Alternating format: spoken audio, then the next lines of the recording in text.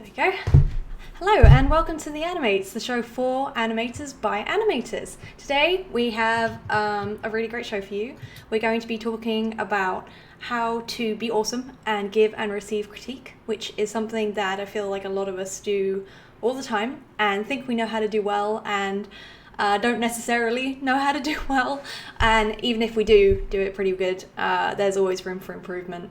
And especially anyone looking to go into lead positions or mentoring roles, being able to give juniors and people under you good critique is always super important. So I think it's something that's really important to talk about, and can't wait to discuss it with you guys. So I'm your host Elise Gomer, and with us today we have Nishant Green from MPC. And we have Sedona Parnham from Ubisoft Toronto. So say hi. Hello. Hi. Okay, cool. So I think let's start off by talking about maybe like one of our worst experiences with getting critique that's just awful, and one of our better experiences, and maybe like looking into why that is, how they're different, why one felt really bad and one felt good. So, Sedona, do you want to kick us off? Oh man, I feel like mine are a little harder. Mostly because like most of the worst critiques that I have heard have not been directed towards me. That's fine not, too. not to say that I am like above critique. It's just like the ones that I normally hear. Like I guess my first example of critique, and I wouldn't even call it a bad one, but I guess a lot of people would be like, "Oh, that's a bad critique." Was like when I was 12 and starting to draw, and there was a guy who was like, "What are you drawing?" And 12-year-old me is like, "Isn't it obvious? It's Legolas. Like, what? How can you not see that?" And he goes, "Oh, well, if I really, really squint, like I can see it." And they go, "Oh, your eyes are closed." Exactly. And so for me, like, Ouch. yeah, it was mean, but I also was just like, you know what? Now, fuck you. I'm gonna get good at art. And like, I don't know. I took the critique pretty well. So I don't know. That's what I would call my worst critique. And are we saying best ones as well? Yeah, go for it. For my best critiques, it's really hard to say because like I'll always get like good tips, but I think some of the best critiques that I have gotten have been from my current lead at Ubisoft, Mike Rivera, specifically because one of the things that he heavily emphasizes with me as like a junior mocap animator is he's like, I made these mistakes before too. Don't stress it. Like this is That's nice. a learning experience. And so whenever he gives me critiques on my work, it's usually like he will at least sort of give you sort of a frame of reference that he made these mistakes before too, and he's human. He's just had years and years of practice about like ahead of me. So that's at least some of my favorite critiques. Yeah, that actually reminds me of a time when I was at a like a career stand where like people would come up and say, "Oh, can I get some, blah blah blah, like could you have a look at my reel?" And those were always great to do. But I remember talking to the art director who was there, and I was like, "Oh, what do you do when someone just comes up to you and it's just like, it's like you're at like 1% of like what you need?" And he was like, "Oh, well, I don't see them as like good. I don't see anyone as good or bad. I just see them as being somewhere on the steps of the journey, right? If the end goal is getting a job in the industry and the start goal is like 0, then they're not bad or good. They're just somewhere along that path." And I was like, that's a really nice way of looking at it, because it kind of reinforces that idea that it's not like you're good, and if you're good, you're a good person. If you're bad, that means you're a bad person. And it's no, it's just you got to put some more hours in. You got to learn some more fundamentals. It's all good. It's just you're on your way. So he was always like, I let them know kind of whereabouts they're at, and I try and encourage them down the path more. And I'm like, that's a really lovely way of looking at it. So Nishan, have you had some really bad examples of people giving you critique? Oh yeah. I think it was like when I first started out in animation, like mostly it's like peers from college who don't know much about animation. Yeah. But like you kind of take that a little bit more personally. Sure. And then there are some critiques I've got when I first went to CTN, where there were some who checked out my stuff and they're like, "Oh, this doesn't work," or like they give some negative stuff, but that's all they give, and they don't really show they don't really explain how could I make it better. Yeah. So I'm kind of like stuck in a zone of like, okay, where do I go from there? Yeah. Like, Mm-hmm. oh, it's bad. Okay. Like, well, thanks. What do I do about it? Yeah. Yeah.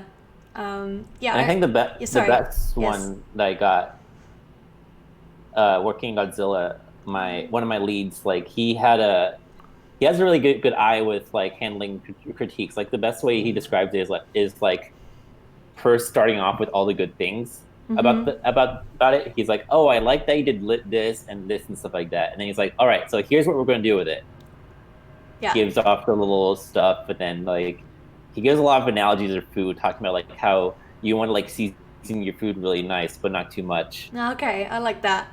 It's like, oh, a bit too much salt. Let's pull it back. Let's pull it back a bit, and a little bit more spice in this area. Yeah. I like it. That's really cool. Yeah. Yeah, I think some critique. I've had some pretty bad critique that's also not directed at me, but when I heard it, I was like, oh my god, if I heard that, I think I'd just go cry somewhere.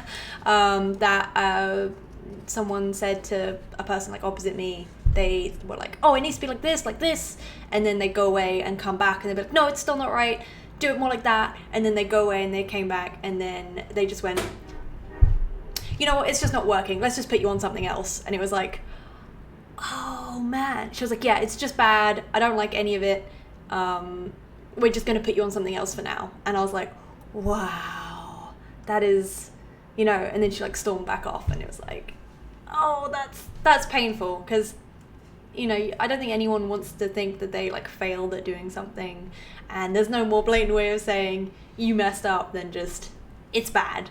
You just failed at this, we're putting you on something else, you can't handle this, and I don't think that was done in the best way.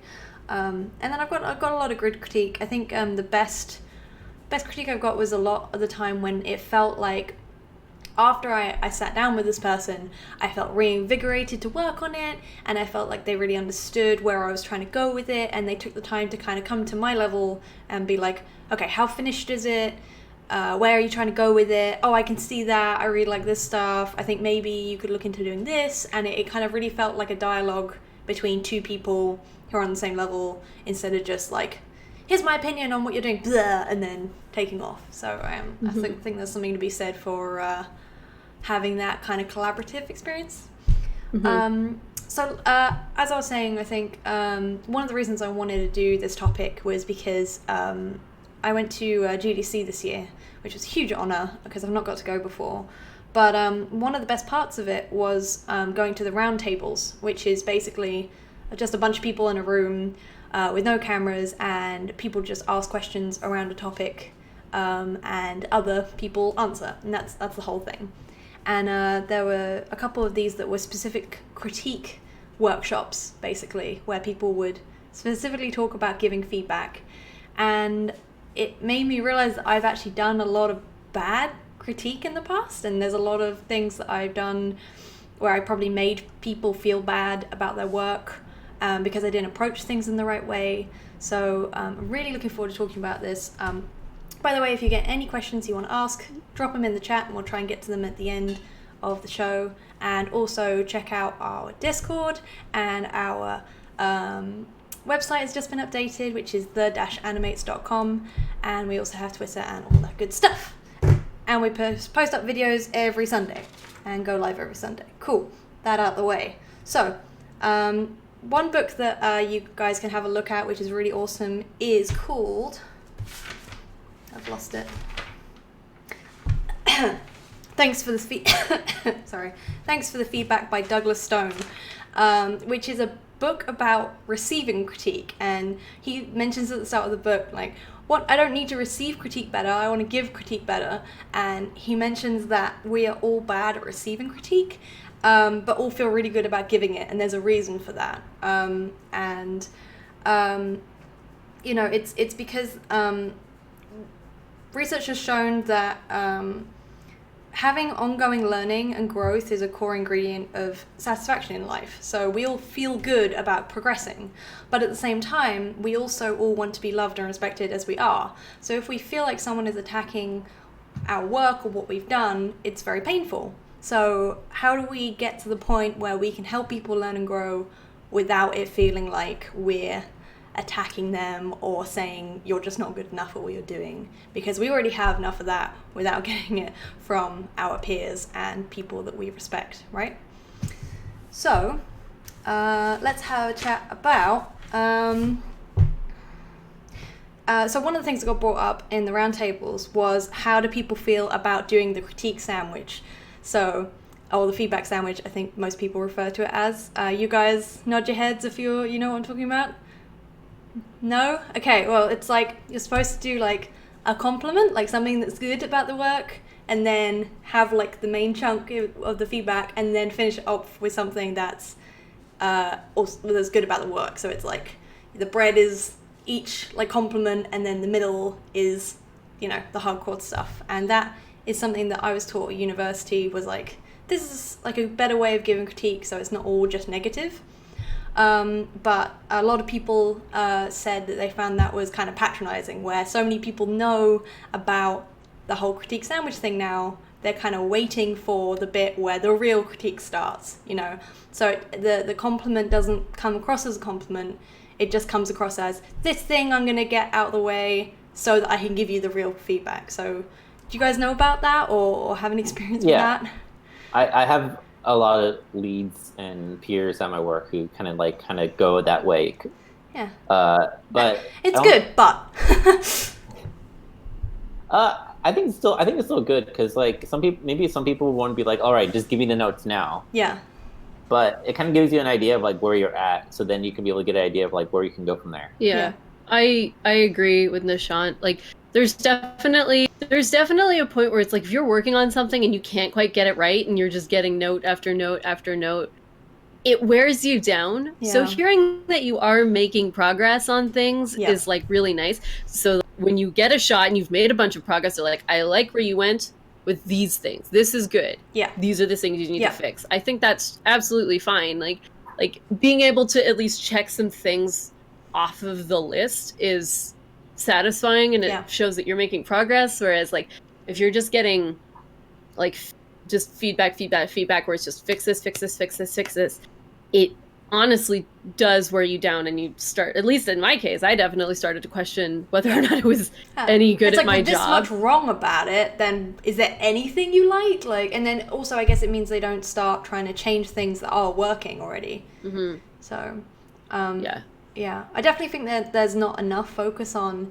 saying when people have done things right, because we're when people say, oh, what do you think, you immediately go, okay, what are all the terrible things about this so I can like help you, right? And that's not necessarily the best approach, because sometimes it's like, oh, well, you know, you feel terrible and you're like, oh, I guess I'm just not good enough to be doing this, you know. It's definitely disheartening. Like, where are they?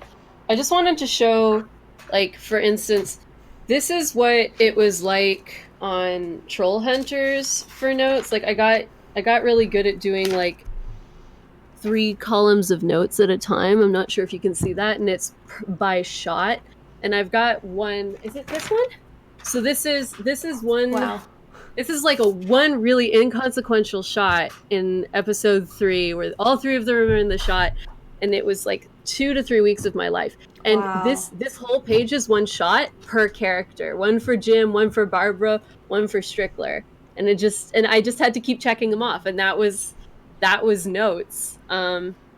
So yeah, that was at least how I dealt with stuff. And you'd have so many changes and tweaks because it was almost movie quality. It was something I was a junior. I hadn't experienced that. But I don't know, maybe to some degree I also kind of really liked it because I don't know, I was more of a masochist back then, I think. I don't have as many bad memories, but I remember that one particular shot frustrating the hell out of me. Yeah. Especially now when it's like, oh, wow, I missed the shot that drove me mad for 3 weeks straight.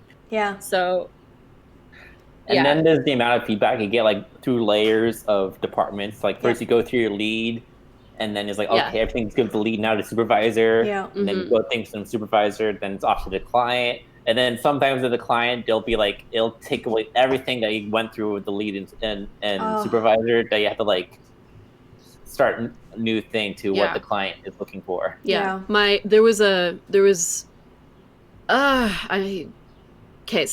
When our old studio had Muppet Babies, this was Disney's one Muppets IP, and they were getting like from the client 100% of their shots back with changes and notes, and like nothing, not necessarily improvements, just changes. And they were getting notes for episode 1 while they were working on episode 6.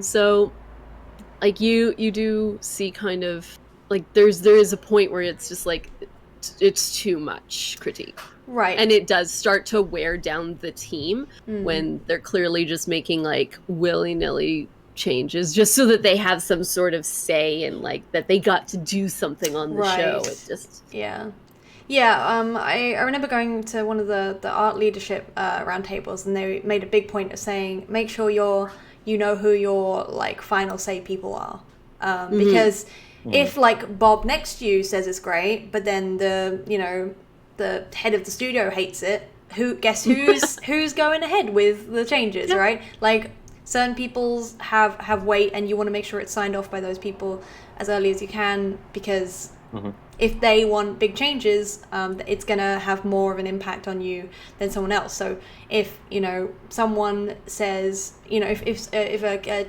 teammate says one thing and your lead says another thing, probably listen to your lead, because he's the one who's going to be making the final call on whether it's ready or not, right? So if I think you get more confident as you go on what feedback to take on board and what not. And I remember in my like first year or so, I started kind of grouping feedback into like quality feedback and like direction idea feedback. So if it was like the timing's off, or the spacing's wrong, or the foot is sliding and it shouldn't be, it's like, okay, that's quality feedback. That's all going to improve my work fixing it. Whereas if it's like, I think it should be this completely different direction, and I've already done 90% of the animation, it's like, okay, I'll remember that for next time, maybe, and that's still a good idea. But unless we, have endless time, like, you got to choose your battles with that, because as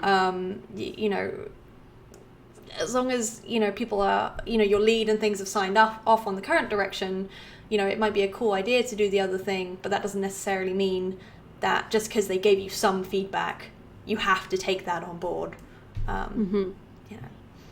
Cool. So one of the other things that we talked about, which hit a lot of things home with how I was trying to mentor people, was that people kept saying start with the broad strokes and then only get more specific if people ask. And I was like, okay, that's not the way I've been taught to do things at all. Like, someone says, what's wrong with this? You go, okay, the timing's this and the blah, blah, blah, and here's like a list, right? And you just go fix it. And that's how feedback works. And they were like, no, like, step back, see what their direction was, see where their influences came from, what their inspiration was, how finished it is, because if it's like 10% done or if it's 90% done, that should change what kind of feedback you're giving, and try and like figure out where they're at with it first and what they're trying to do with it, so that you can give more broad strokes feedback. So for example, instead of saying the timing between frames 9 and 10 is terrible or whatever, you could say, for some reason I just don't feel like this swing is hitting, what could we do to make that feel better? And then that way you're working with someone to try and fix something, and they learn more from that than you just saying fix this, fix this, fix this, fix this. Because while that's efficient, it's not necessarily teaching them how to look at their own work. It's like you've skipped all the steps that you've already learned, right? It's like, I remember at one point I realized I was just saying, oh, do it this way because this is right. And they were like, okay, I guess, And I'm like, yeah, it's just right. And then I thought about it and I was like, no, that's a thing I've learned about how to do spacing, and it has to be like this. And I just skipped all that to it's right, because your brain makes shortcuts as you learn things. But that doesn't mean other people know what the hell you're talking about. So you know, you have to step back, I think, a bit. Like working with the broad thing kind of helps with getting the little details afterwards, because in the end of the day, if you show this to someone who has no animation skills, they should be able to know the story behind it and the context just by looking at it, even if the animation isn't fully polished. If they get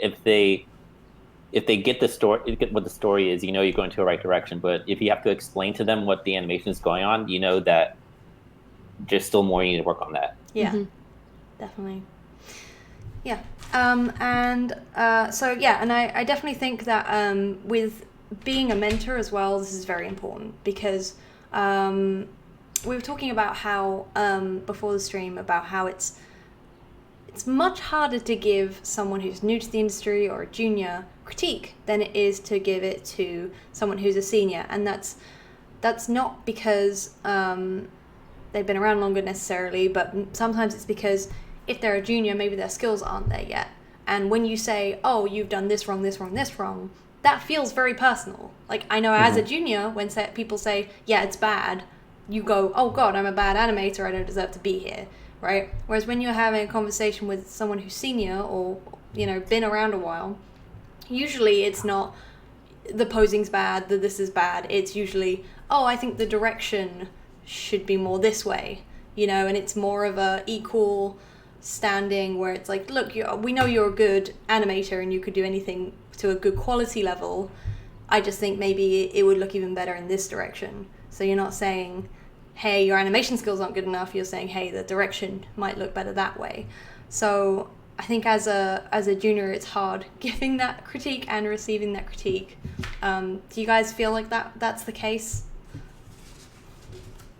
I think at some points it depends. For us, I don't know how it is for us, because I haven't seen seniors get the kind of notes that because for us, we don't have juniors, mids, and seniors. We kind of have juniors and mids, and kind of like in the same box, and seniors as another. So it's kind of the same with how juniors and mids get kind of stuff, and it's not really in minor details unless it's towards the end. Is just making sure we get kind of like the direction, and then kind of like locking them in afterwards with the small details. Yeah. And then with the leads, I guess it is like, oh yeah, we want it in another direction, and they don't have to worry about all the minor notes, because they can just get those in fast. Right. Yeah, they can just skip over like that bit. You can ask the senior, hey, can we get like 2 versions of this action? And then like the next 2 days, and it's like, sure. And they pull in like more than that. Right. Yeah. One of the things that the book that I was recommended was talking about was that there's also 3 different forms of feedback. And I thought that was really interesting because the 3 forms are appreciation, coaching, and evaluation. And they all serve very different purposes. And a lot of times when people ask you for feedback, they're asking for one of those 3. And it's very hard to know which one it is. And they're all satisfying very different human needs, right? So appreciation is mostly for like motivation and energy to keep going. They're like looking for like someone to just be like, yeah, it's good, just like keep going and it's gonna be great, and to just have some encouragement, and coaching, people are looking for someone to say, oh, here's a better way of doing things, teach me how to be better, and that increases your your skill, and helps you to grow as a person, as a artist. And then evaluation is someone saying, here's where you stand. So that's kind of more like when you go to like a lead and are like, oh, I see myself here in the company. Where do you see me in the company? It's more like oh, okay, I think you're this skill level, or you're this area, and it's kind of more of a way of saying, it's basically like a respect comparison, either implicitly or explicitly, saying like, where do I rank in terms of X thing? And it's one of those things that you don't really think about. And most of the time we are kind of looking for that kind of coaching thing where it's like, oh, I really just want you to look at my work specifically. But I think people who are more in maybe like managerial roles or are in mentoring roles, sometimes people aren't asking for, hey, can I have 40 pages worth of your notes? Sometimes they just want someone to say, yeah, you're doing good, or someone to say, hey, yeah, you're you're keeping up okay. Like, don't worry about it, you know? Yeah, I guess.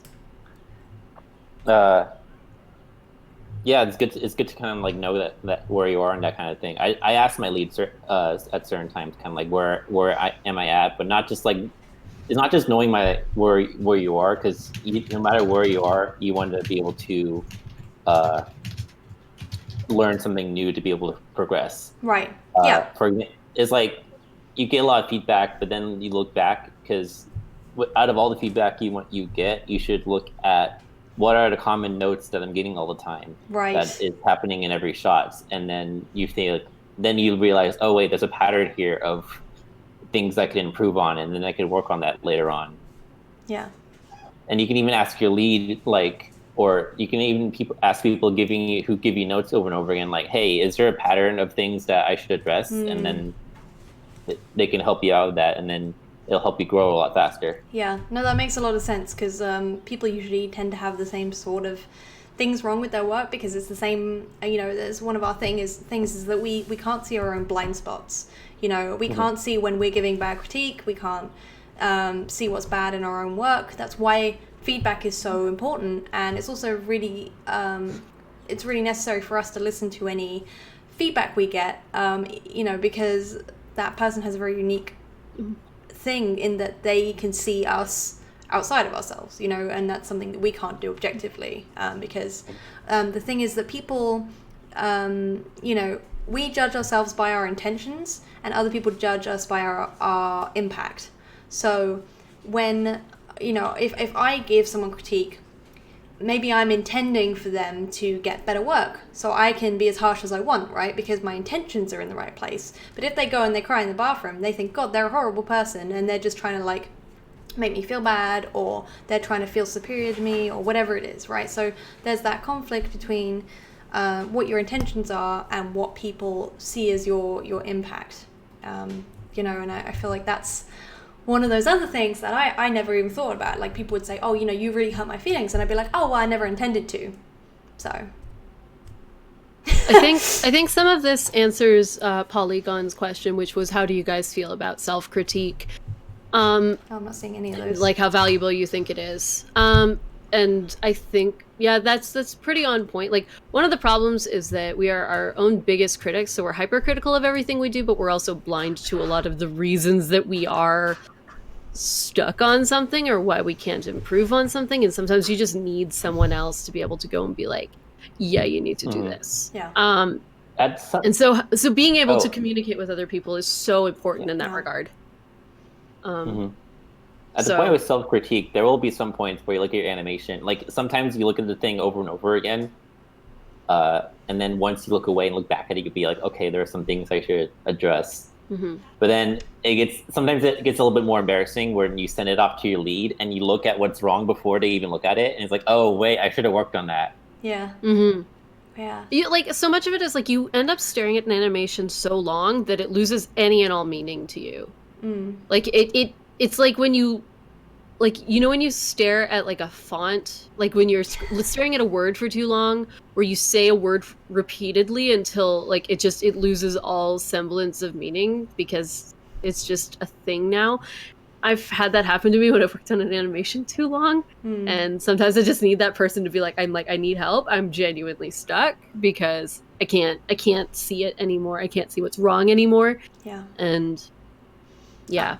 I kind of heard that more like there's like the self-critique in terms of like, this is a piece of work I'm doing, I need to evaluate what quality level this is at, right? Before I go ask for more help. And I feel like with that, it's, you know, step back from it and take as many notes as you can with like as fresh an eye as possible, get up and get away from your desk and come back. And then like when you've like, you know, you feel good about something, you know, then it's worth showing to other people. And I feel like being able to critique yourself and your own work is something that comes in time, right? Because as you grow, you can see more things wrong with your work. And that's why anyone who ever starts out with a brand new skill immediately thinks they're the best person in the world at doing that thing, because, you know, when you first start, you can't see that it's bad. So you just do things and you kind of go, wow, that's moving. It's like amazing. I should be at the top of everything. And then it catches up to you and you kind of go, oh, No, actually, I can see now that it's floating through the air and there's no weight, and oh, okay, I get it now. But I also saw that as like, how do you self-critique, like how you come across to people and how you give feedback and how you present yourself to people. Because like I was talking to someone who, we kind of had very different work styles. And I'd left the company, and I kind of reached out to him, and I said, oh, by the way, like, we kind of were like always going at things in a different way. Like, what do you have any like feedback for me of like how I was acting? And he said, oh yeah, you were always super defensive. And I was like, oh no, I love getting critique. And he was like, no, it's like you always were so busy, you couldn't give me time to like listen to what I had to say. And I was like, oh, I never like said that. And he's like, it's not what you said, it's the way you acted. And I was like, wow, okay, that's crazy, and I think there's also this thing where people who are mentoring people, especially me, they're in the middle of doing all their own work and try and train someone up at the same time. So I would say, hey, you can come ask me stuff anytime you need to. If you ever need anything, just come get me. But then as time went on and they were like asking me the same questions, I'd be like, yeah, it's fine. I'll help in a sec, and you're just short because your body language and your tone and whatever else is saying, yeah, my door's always open, but you're actually saying, hey, I'm really busy, can you try not to bother me? And there's all these like little signals we give off that basically belie our true feelings and intentions. So it doesn't matter so much as what we say as to what we're giving off, and that can even sometimes hurt, the way people perceive us, because if, someone's saying, hey, I really want to talk to you about this thing, and you're like, oh yeah, my door's always open, I just need to do this thing and this other thing and this other thing, and could you just like deal with this some other time? And you're basically sending all these signals of like, I'm super busy and I don't have time for you and blah blah blah, whatever it is. Then that also kind of looks a bit like two-faced. It's like, well, why are you saying one thing and acting another way? And just because our intentions are good doesn't mean that we're necessarily like communicating that in the best way. Does that make sense? Yeah, I think that also depends on like when they say they're open to be able to get. Well, it depends on what they also have on their plate, because you also have to be considerate of that as well. Because some leads is like, okay, they'll be open to be able to give some feedback, but there'll be some times where stuff to work on, like even got a lead who has to work on all the other stuff that the supervisors are working on as well, like making sure rigging is well. They have all that stuff going on top of like the amount of artists who are like sending in their like, hey, like we'll get lines of people asking for feedback, and it kind of takes up a lot of their time, and it's hard to get through everyone. My lead is very similar. Like, he really wants us to be approachable, and he said basically anytime I'm at my desk, like, feel free to. And so there's like myself, who's a junior, and then there's an intern, and there have been times where my lead has looked too busy in spite of the fact of being at his desk, and we've been a little worried about approaching him because he's insanely stressed because he's got all of these meetings he has to go to, all these reviews he has to go to, he's in charge of like all this other stuff. And he commented to me, he's like, I really appreciate that you can approach me, because like I talked to the intern, and he'd said that like, I looked really angry at my desk, and he was scared to approach me, and he's like, I never want anyone to feel like that. I always want to feel approachable. But sometimes there is a point where it's like, I know how hard it is to be pulled out of something that I'm trying really hard to focus on, and I don't want to distract at the same time. And it's like, is it something I can take care of myself for the time being, just so I can get it done all at once? And you don't want to be a burden on someone else. Yeah, I don't want to upset my leads. I don't want to like drag my leads down. It's rough. Yeah, and sometimes it's usually a lot of time consuming to be able to have reliance only on feedback from your leads and supervisors. And sometimes they're busy, so then you're like, okay, what do I do? But then just like the best way to people save time is like, okay, I have these notes I can address. Who could help me out with that? And then you can look to the other animators who are either working on the same characters or who are working on, like, let's say a shot that's right after yours, because you're trying to make sure that they kind of flow together. And maybe when the leads or supervisor are busy, if you can have like the person next to you to kind of like help you out and give some notes on that. 'Cause even though at the end of the day you still need the final say from the leads and supervisors, it's good to also get help on others who are kind of like working on the similar stuff that you are on, to kind of like make sure everyone's on the same page. Yeah. And that's another thing that this book goes over, which is they were saying about how, so we like to surround ourselves with people who are similar to ourselves, right? Because you're like, oh, we're connected with similar kind of people and we have the same kind of energy, so we get on, you know, because you do usually get on with people who have similar qualities to you, because usually you like who you are, so you'll like who other people are who have similar personalities. So sometimes it takes hearing feedback from someone who you don't get on with as well, because they're gonna have a very unique perspective on things that you know I might talk to a friend and they're like, yeah, you're great, you're not doing anything wrong, and then I might talk to someone who's very opposite to how I approach things, and they might be like, yeah, you're very X, and I'm like, oh, I'm not trying to come across like that. What is it that I'm doing that's giving you this signal? Or maybe like I had something happen where the tech admin was always super busy. They were like running around meetings all the time, and I had this issue, and I was like, I really don't want to like bother them if it's something simple. So I spent like half a day trying to fix it, and then eventually I was like, look, I really can't fix this. And it turned out it wasn't even like an issue I could have fixed by myself. And they were like, why did you waste half a day like messing around with this when you could have just asked me? And I was like, oh, I just didn't want to like bother you, like in case you were busy. And they were like, what was giving you that impression? And it was, it's one of those things that it's like important for us to like communicate and really like get to the bottom of why it seems like that's a thing, especially if you keep getting the same kind of feedback over and over again from certain people, where it's like, oh yeah, you're always just X, and you hear that a couple of times. It's like, okay, what signals am I giving off that's giving this impression? Because from my point of view, I'm doing no wrong, right? But I can't see my own blind spots. And something that was really lovely that I heard in one of the art direction talks was a rising tide floats all boats. And it's kind of the sentiment that we can't just look to like getting our own work good.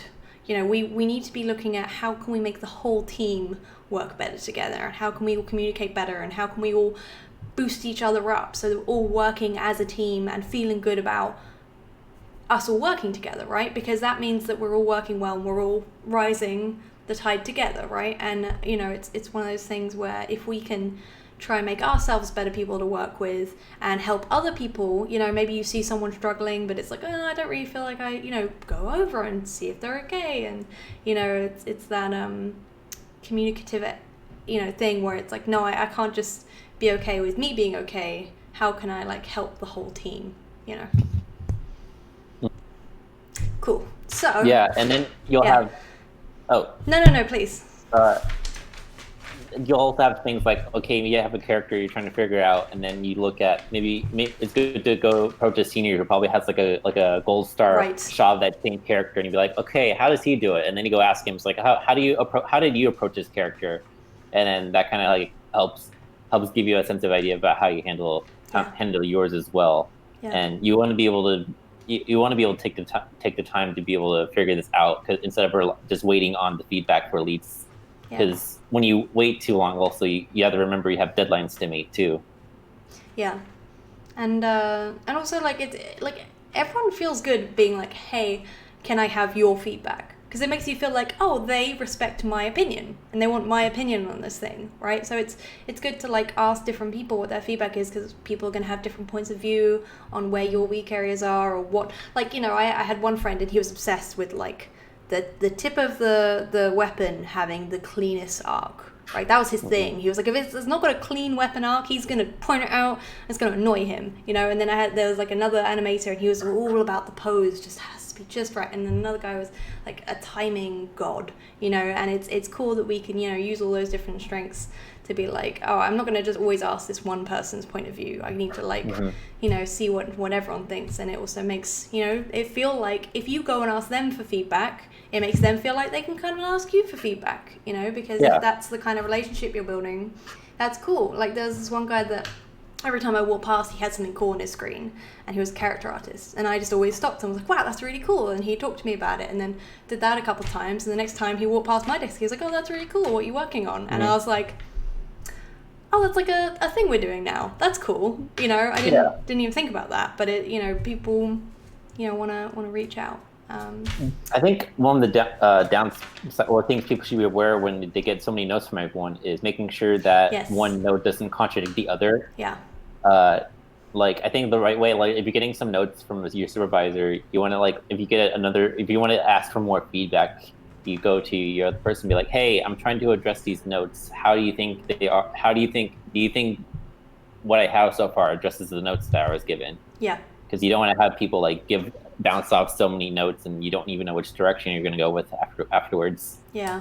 And I think that's part of knowing who your yes people are, the people that are going to have the final say on it, you know, and checking with maybe this is a good idea, but maybe I should check with the person who's going to sign off on my shot first, because if this pulls in a different direction and that's not what they want, maybe I'm wasting my time. And I think the other good thing about that is the broad strokes thing, where when you ask for feedback, be like, oh, what do you like generally sense about this thing? What do you like? What's the broadest stroke that you can like sense? And then if they ask for more specific things, then give it, you know, so that you don't just go over and be like, oh, tweak these tiny things, and it's like, is that really relevant? Like I'm not really at that stage. I'm in blocking or whatever it is, right? So how do we deal with people who always give us very personal feedback, or how do we not feel bad when someone comes up and is just like, this is awful, like you know, it's the spacing's wrong and timing's wrong and blah blah, and it's just rubbish. Like, how do you deal with someone like that, you know? I think you need to determine, like, it takes a bit of time to determine whether or not the critique that you are getting is actually going to be useful to you or not. Yep. And what to take and what to leave. I don't know. I think I learned pretty early on in my life to never take critique personally. If someone's being like very personal about the way that they're critiquing your animation, like that's their problem with you and not anything wrong with you per se. Yeah. It's a really hard thing to say, because again, I feel like I will regardless take whatever I can from what people are saying, because I don't, how do I put it? I personally consider myself not someone who likes to give critique, because I don't think I am in a position where I deserve to be giving critique yet. So I'm someone who absorbs critique a ton, on the other hand. So I'll do it. I will do the thing that they want. But I also, again, trying not to brag or anything, I feel like I take critique like a champ. And I will just take it and I'll roll with it. And if it doesn't work, it doesn't work. But I try to at least use whatever I can to my advantage, because critique is supposed to make you grow as a person.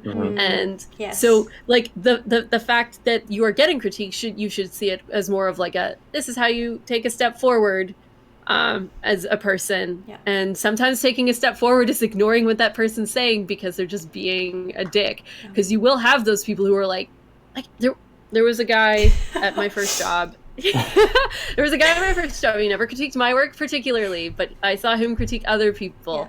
And he would tell you that something was bad, or he would be like, oh, this person, like, Disney's not going to like that shot. But he wouldn't have anything else to say about it. He would just be like, no, Disney's not going to like that.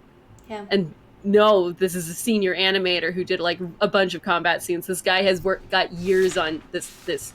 So it's about... it's about being able to take critique and when not to take critique. It's definitely, in my opinion, a bit of an art. Yes, I agree. And it's a discipline. Like it's trying to never take things personally and just grow. Yeah, I think when someone just says it's bad, like try and ask enough questions that you're on the same page. It's like, okay, I understand that you don't think it's high enough quality. How can I make it better? Okay, well the timing's bad. Okay, why is it bad? Like what is it specifically you don't like about it? Because if you can't get something that's actionable, you'll just feel bad. Because it's like, well, if I don't know how to fix it, then it's just bad, right? And that's not a good feeling. And I think something that you said was interesting is like, everyone knows that one person that will give very, very harsh critique, right? And I think that that's something to be said, right? Everyone gives critique in a slightly different way. So it's like you know, if you're looking for appreciation, right, you got to find who your cheerleaders are. Like, who are the people that like you've been working on this thing and it's 9 o'clock at night and you just need someone to be like, dude, it's good. Like, you're doing great. You just keep going and I believe in you. And you like find who those people are. Find who the people you can go to when you need to pick me up, you know, and find who those people are who will give you very like, you know, one-on-one coaching where it's like, let's work on this together, where you're maybe trying to figure something out, and then maybe you're about to send your reel off to someone and you're like, I just need someone to rip this apart. Like, I know a guy that if I send him my work and I'm like, I'd love to hear your thoughts on this, seriously rip it apart, he'll just like rip it. Like, he will not hold back. He'll go crazy. And I'm like, I know if I need to get something looking good, I can trust his opinion because he's a great animator and he will not hold back, right? It's no niceness. It's just, this is a wall of, oh my God, this is terrible. And I'm like, thank you.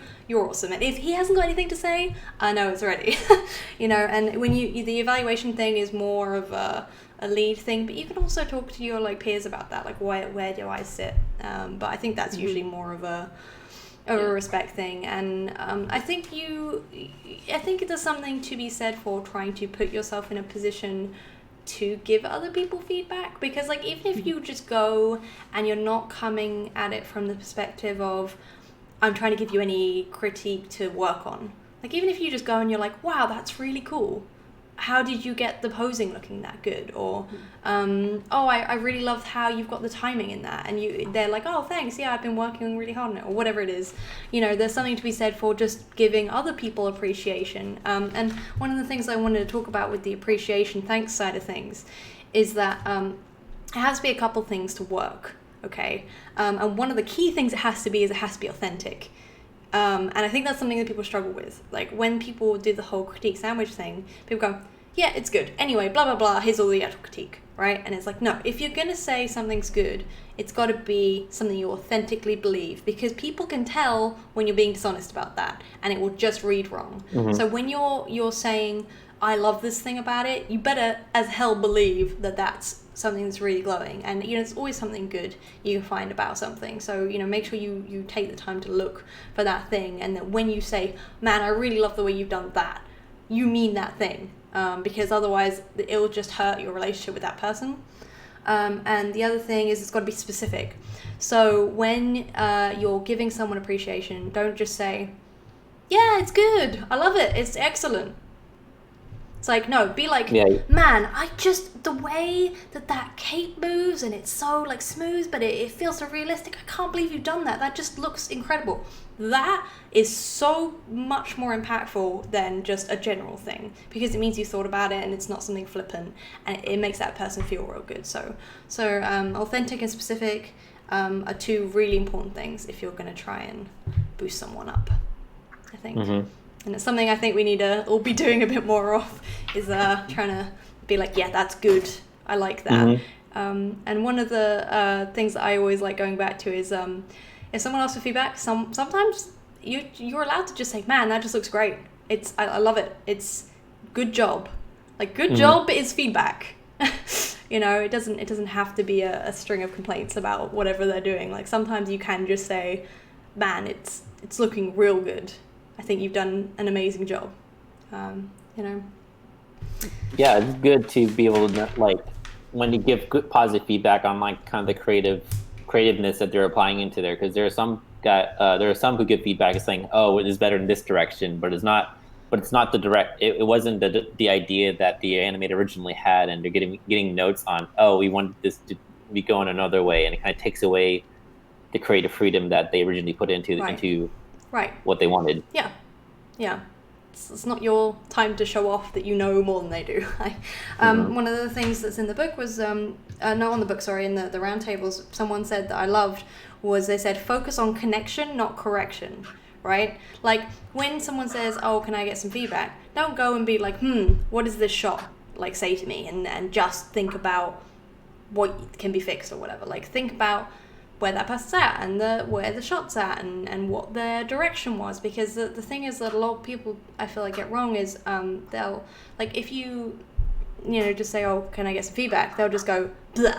All right, they're just like, oh, this is my initial thought. And sometimes that works, but the better feedback, the ones that people really listen to, is where you can say, I understand where you're coming from. I can see it in like where you were going. I think if you wanted to get more of this, you could do more of that. And then you go, great, because like, if I'm going in this direction and you're like, hey, can we go in that direction?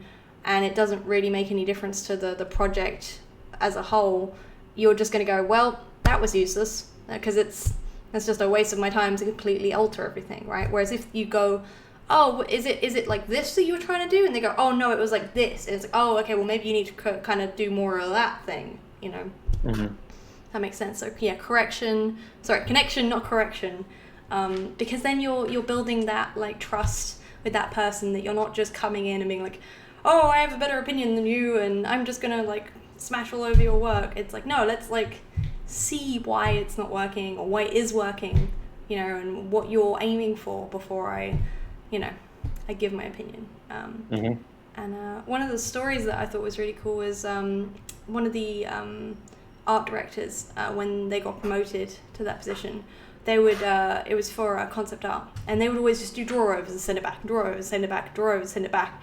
And then he just found a point where he was like, these guys are just making the same mistakes. Like, why is it that they're always doing the same thing? And then he was like, oh, it's because like I keep giving like this really specific feedback where I'm like, this angle's wrong and this tree isn't the right shade of green or whatever it is, and it's when you start giving that kind of feedback, it takes away the ownership that person has of that shot.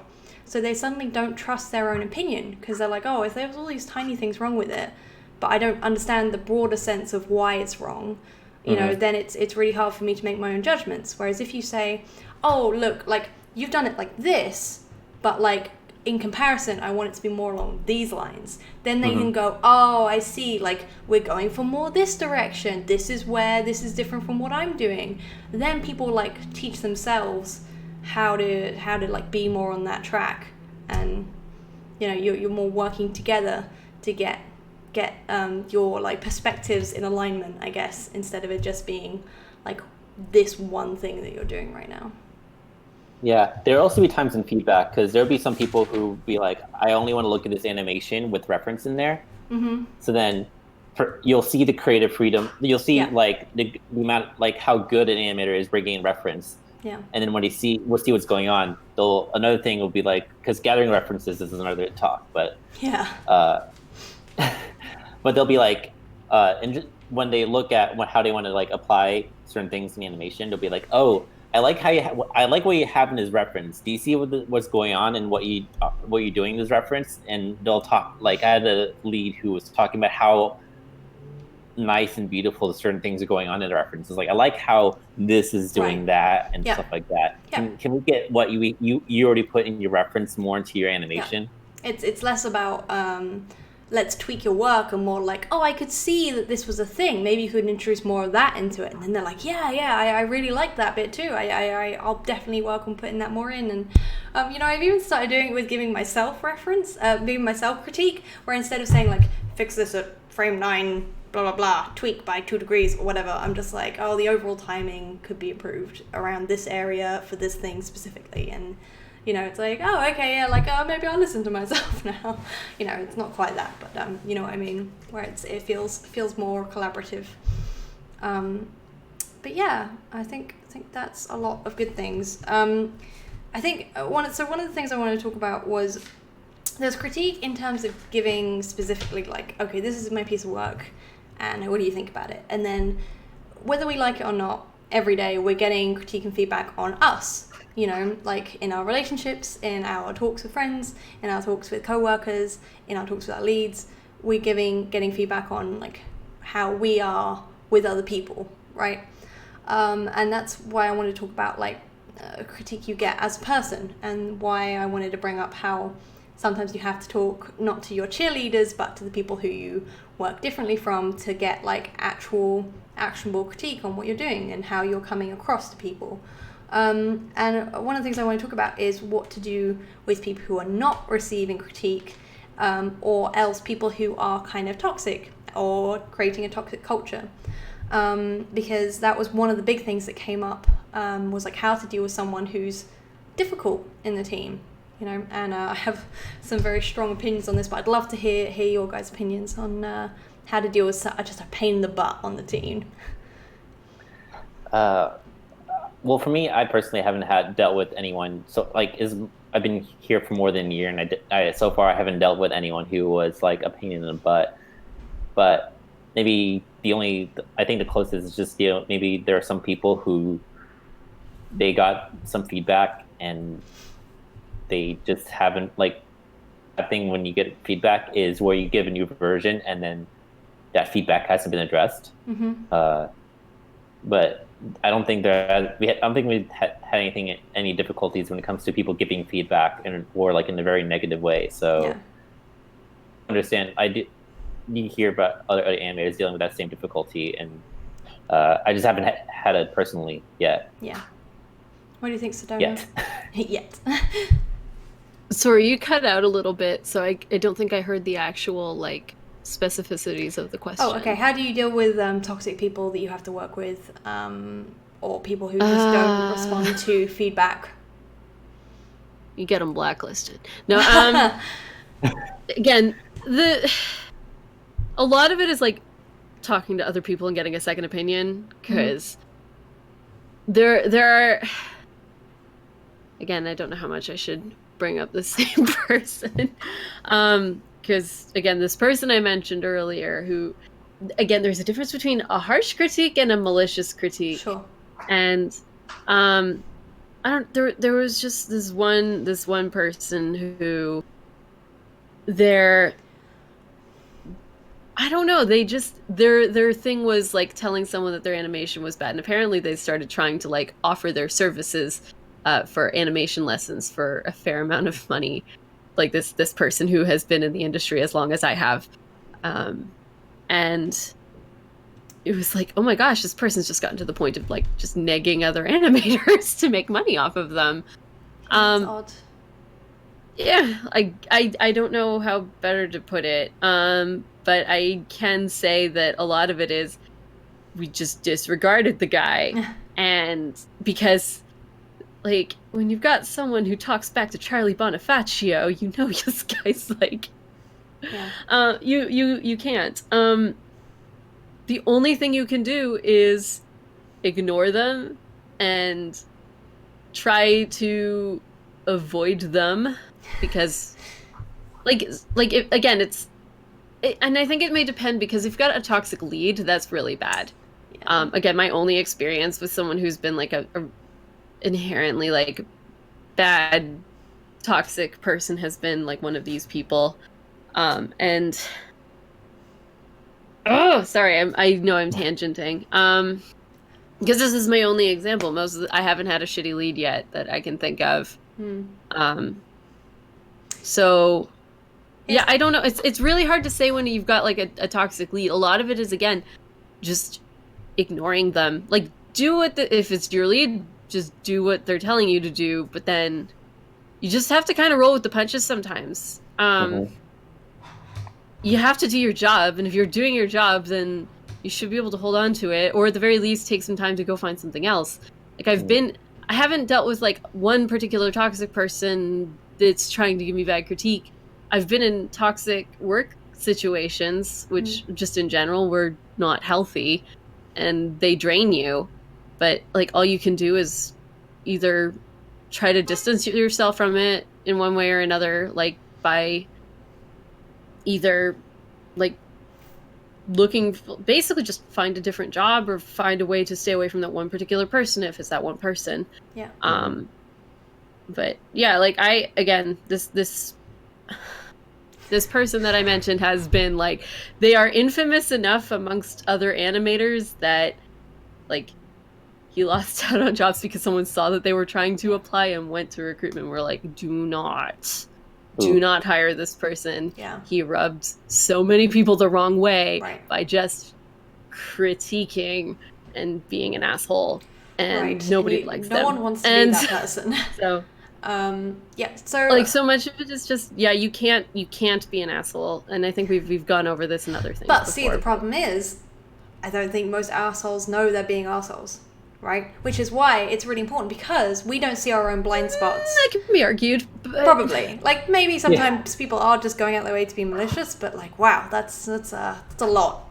You know, I think hopefully, you know, we are listening to feedback we get from people about how we're coming across and try and work on making ourselves a better person. I think the only reason I bring this up is because it was one of the top like 2 things that got brought up as a question in the roundtables. Like, how do I deal with this difficult person? Right, I've told them they're difficult and they're not changing. What do I do? And I think some of the things we came up with were like, okay, if it's like minor stages where they just keep like doing this thing and it's annoying, like just like try and put yourself in their shoes. Why would they be doing that?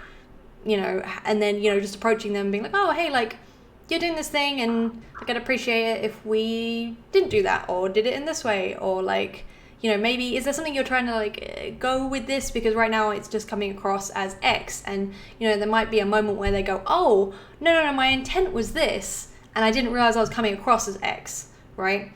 You know, like, oh, I wasn't trying to hurt your feelings, I was just trying to help you grow, or whatever it is. And then maybe you'll see that it's not that the person is a dick, it's just they're going about things in a bad way. Your scenario is a little different.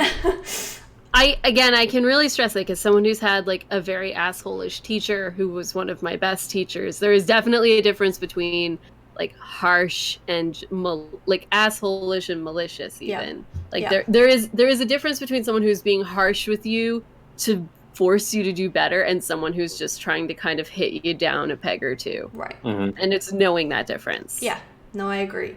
Which is why the other thing that's suggested is like, okay, if it gets to the point where they are actually got to the point where they're being a toxic person, you have to have the responsibility to go to your lead about it. And I think the thing is, a lot of people are like, I don't want to go talk to my lead or my whatever it is, because that makes me the person that said this was a problem, and I don't want to be that person, right? But as we talked about it, we got to know the fact that like, if you don't say anything, you're basically saying that behavior is okay. Just as if you tell a lead, hey, this is a massive issue, and they don't do anything, they're also saying that behavior is okay. Because if no one does anything about it, then that's going to affect the whole team and how the whole team behaves, right? Because if you say that's okay, everyone says, okay, well, there's no consequence for being that, right? So it kind of changed my perspective on things, where I was like, I don't want to be that person that is like being negative about people, to hang on, if no one says anything, like what if this person goes and I've talked to them and it's not something that I can fix or they can change, and they're just like this, and like someone needs to do something about it, and you know, if I don't say something, this is negatively affecting the whole team, and that's like a difference between like, I just have a problem with this guy because reasons, to no, they're actively maliciously like doing this thing and they need to be told not to do that, you know, or they're being lazy, or they're being whatever it is that's having a bad impact. And on the other side of things, you know, if you are a lead and people are constantly coming and telling you this person is bad news, and you don't at least, you know, sit down and talk with them in a serious manner, you know, or do something about it, you're saying, yeah, I mean, I know that everyone has a massive issue with them and they don't want to come to work anymore, but you know, that's not okay. Because I think one of the points that was made was, if someone has got to the point where it's bad enough that they have to go talk to their lead, because no one wants to go talk to their lead about someone who's being annoying, right? No one wants to do that. So if it's got to that level of bad, you kind of have to do something about it, right? Like, if you know, and if there's multiple people saying that and you don't do anything, that's creating a toxic environment for that team, and that's a really sad thing to have happen, you know. Yeah, and it's like not good to just go through the whole project and have that kind of like negative vibe the whole way. Yeah. Because then it affects the output of the project. Right. Because hopefully, if it is an issue and it gets brought up to that person in a serious way, and it's like, hey, look, like, this is affecting people negatively, and you're not allowed to do this. Like, there will be consequences if this behavior continues.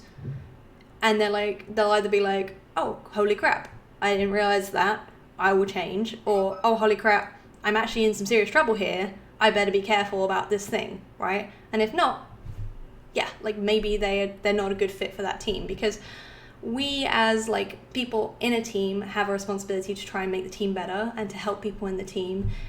Just as like if there's someone that's, you know, actively really making people's lives not happy in the team, we should have the courage to speak out about that, and leads have also a responsibility to do something about it. I think was one of the things that we talked about, which was really interesting to me because I never had it explained to me in that way before, where it's like, it's not just about your personal feelings, it's how they affect everyone.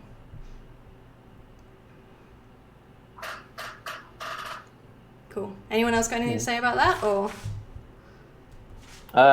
I'm not sure whether or not this kind of thing is kind of common nowadays, because I noticed in recent interviews, or maybe what they're looking for when they bring in new animators is not just what kind of skills they bring to the table, is just whether or not they're able to get along with the rest of the team. Yeah. Because that's kind of like the most important thing, is like a more positive outlook on a team can make the project work out better. So you don't have to deal with all these things with, especially when it with that toxic, like not having to deal with a toxic environment. Yeah, and different companies have different cultures, and it might just be that this person is not a good fit for this culture, but they'll be good for another culture, just not the one that we're trying to make, right? Mm-hmm.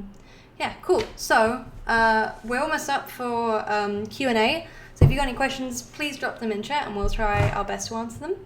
As said before, that book, if you want to check it out, which I've been reading, and it's so good because the amount of feedback we're getting consciously and unconsciously from everyone in our lives all the time is humongous, and we just have never been trained on how to deal with it. And as someone who doesn't read people very well, it's been so interesting reading this book and being like, oh, that's why I don't get on with that person. Huh.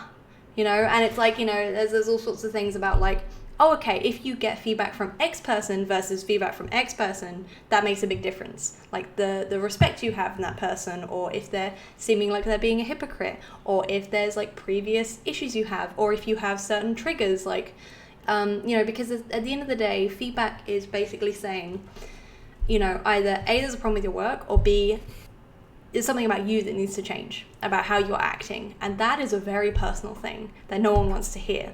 And that's why the book is called, I think, Feedback. I think the secondary title for it is How to Receive Feedback. It's called Thanks for the Feedback, and I think the secondary title is A Book on Receiving Feedback. Because if you learn how to be better at receiving feedback, you'll be better at learning how to give feedback. And that's a really good skill to have. So definitely check that out, because we can't see our own blind spots, and there's different kinds of feedback that we all each individually look for, that if you can identify that's what someone else is doing, you can help them feel more connected and keep the strokes broad when you're giving feedback, and then only give like super specific details if they ask for it. And one of the things that the book says is that feedback-seeking behavior has been linked to higher job satisfaction, greater job creativity, faster adaptation, lower turnover, and seeking negative feedback has been linked to higher performance ratings. So basically, trying to get feedback and even seeking negative feedback has basically a very positive effect on the relationships you have and the job that you're doing, and we should all be striving to take feedback well and also seek to get feedback on how we're performing and doing and how we give feedback. So yeah, I think that's a nice way to sum it up. Have you guys got any last points to make before we have a look at any Q&As? I think a big thing with also feedback is how you're able to clearly explain what's going on. Yeah. And it also depends on how the animators prefer to see their feedback, because it all depends. Like usually I think the most preferred feedback is drawing over the animation. Yeah. Because like that way you can show what's going on. But there'll be some studios where they don't have draw overs. The most of the feedback is verbal, so you have to be able to know what exactly is what exactly they're trying to say, and then the person giving the feedback should clearly say it in a way where you kind of get it, and you don't need drawovers to kind of know what exactly you need to do. So then you'll have studios where they just draw like thing, and he's like, hey, make it like this, and you're like, oh, okay. Yeah, right, definitely.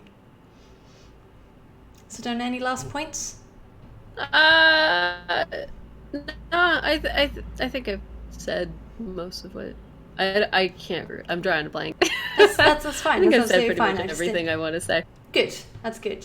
But yeah, no, I just after going to those talks, I was just amazed how bad I've been at giving feedback, and it made me think about a lot of the times that I've just tried to cut to the point and like say what's bad about things, and I've been too busy and given off all these vibes of like, don't talk to me, I'm busy, get things done, blah blah blah. And it's just like learning how to communicate better with people is great. And I think that in university there's a difference where when you ask for feedback in university, your lecturers go, here's all the things you need to fix, and you go, great, and then you go tick them all off, and that works great. And then when you take that to industry, especially I think in games, because you work more as a team and you have to rely on so many other design, so much effects like what you're doing and all this kind of thing, that it's now not just about you not doing a good job, it's now you letting your team down. And if someone gives you negative feedback, it's now not just, oh, my work is needs a bit of tweaking. It's now you're holding up production, and you're making things difficult for X, and oh, you're slowing us down, and you have all these extra problems. So I think that's why we need to change how we see giving feedback when we get in industry to something that's more positive and more broad strokes, and trying to get on the same level of what people are doing, because they have their own art direction, their own creativity they can bring to things. And it's not, you got to look outside your own little bubble and try and figure out this dangerous world that is working within a team on something. Cool. So with that, time for some Q&As. So let's see what we got here. So Polygon saying, that's thanks for the self-critique. Can be useful with how you communicate with others, and it instills empathy. Empathy is a big thing that we didn't actually talk about, but I think that makes the world of difference of how you're communicating with someone. Like how you approach someone with what kind of attitude you have, and if you can empathize with someone who's struggling or trying to get something right, it's going to give you a much better footing to give them feedback on. So 100% think that is a thing with empathy. Atan Carmola says, does critique always go from senior to junior? Are there circumstances where it goes the other way around? What do you guys think? Okay.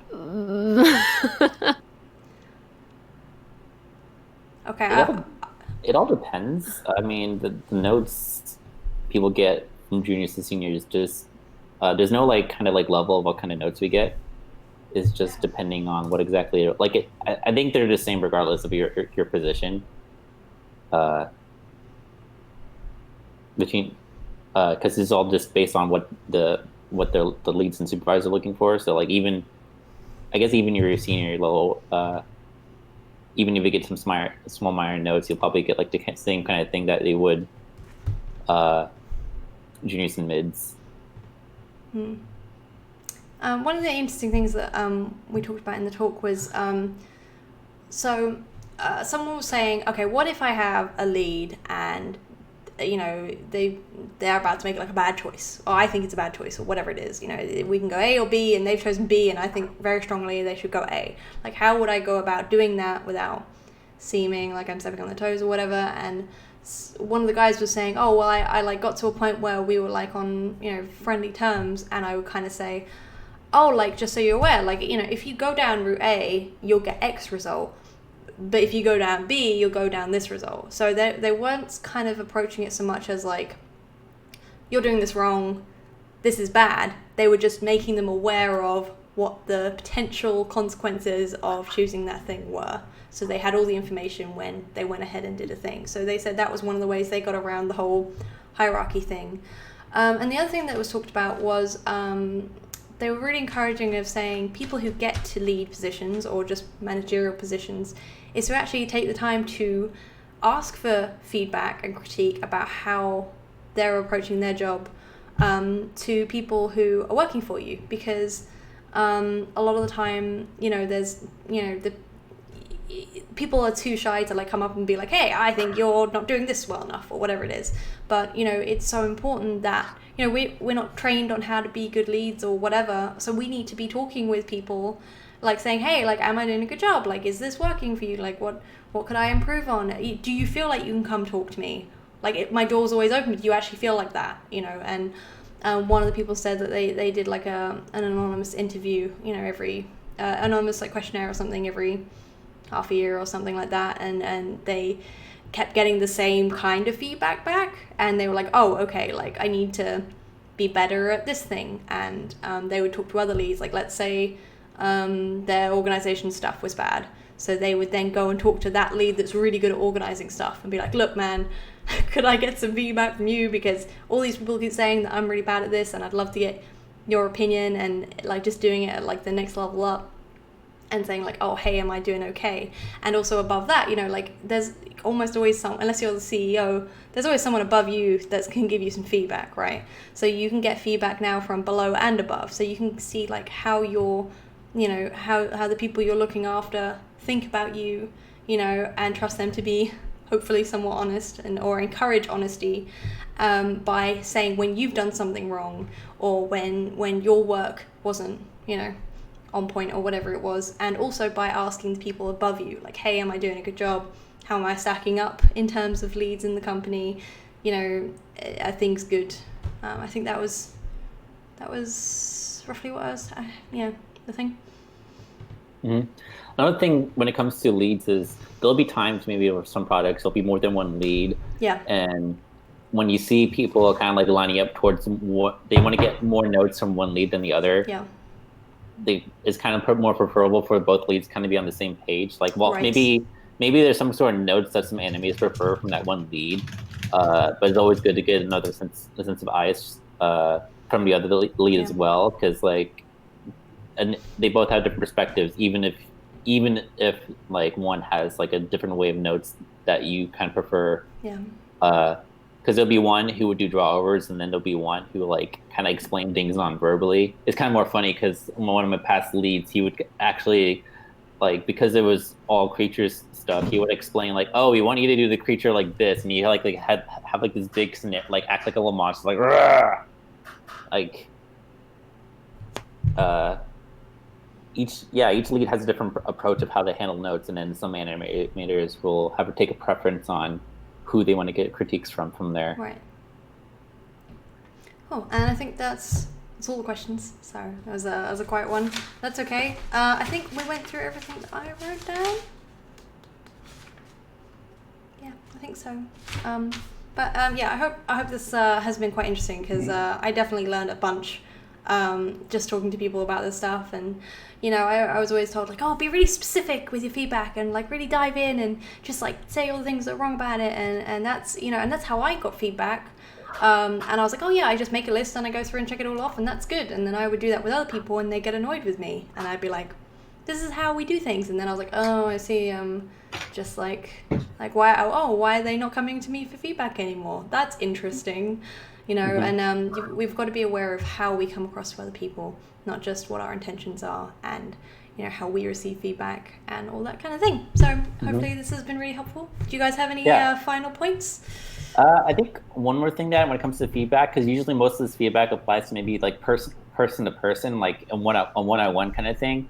But then you'll probably have like these group sessions where like the team comes, and then the lead or supervisor like kind of like goes through each of the person's animations one by one. It's actually, and this even for online classes, they'll have like these big group kind of critiques. Yeah. It's good to also learn to see other people's animations get critiqued when you have those group sessions, because maybe you could learn something from another person getting critiqued. And then maybe like there's two animators kind of on the same page with notes needed to address, so maybe they can talk to each other on that. Yeah. Actually also something that I thought of, most companies do kind of like review sessions where it's like, oh, every so often you get a review or whatever it is, once a year or every whatever. And whenever I get an interview or whenever I do one of those, I come at it like, yes, I'm getting critiqued, I'm getting stuff, what I can fix or what I'm doing well, but I also want to bring something about what I'm asking from the person who's giving that to me. So if it's an interview, it's like, okay, it's not just what I can bring to the table, it's what you're offering me in terms of a place of work and what kind of stuff I'm going to be doing.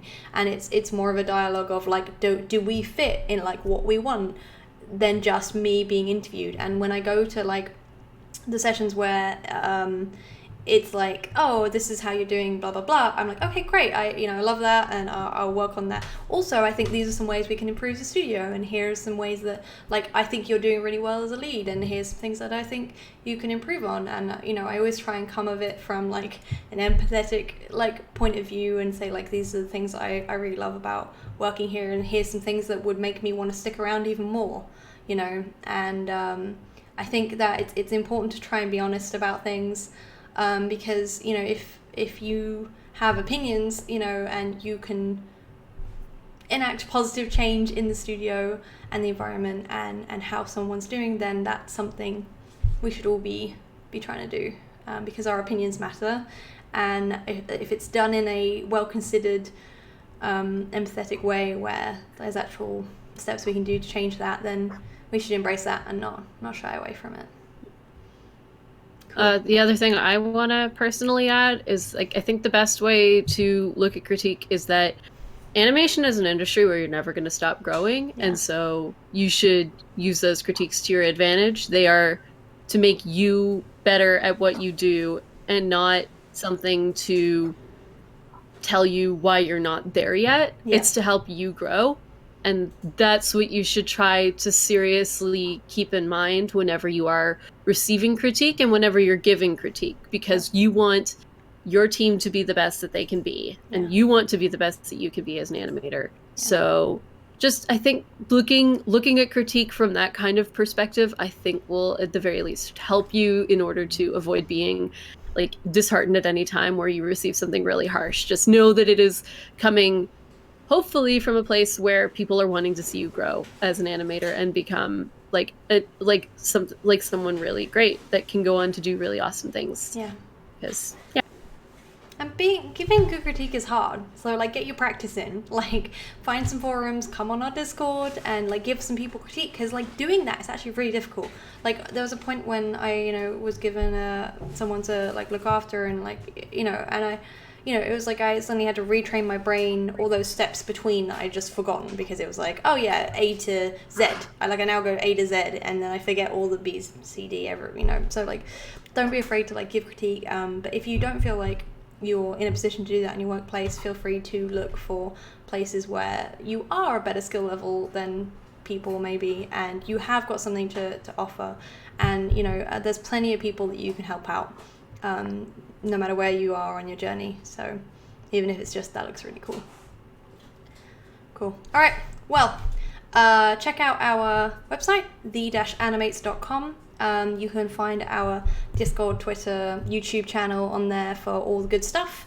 And we post up videos every Sunday and are live every Sunday at 4 p.m. Eastern Time. So we'll be seeing you guys next week.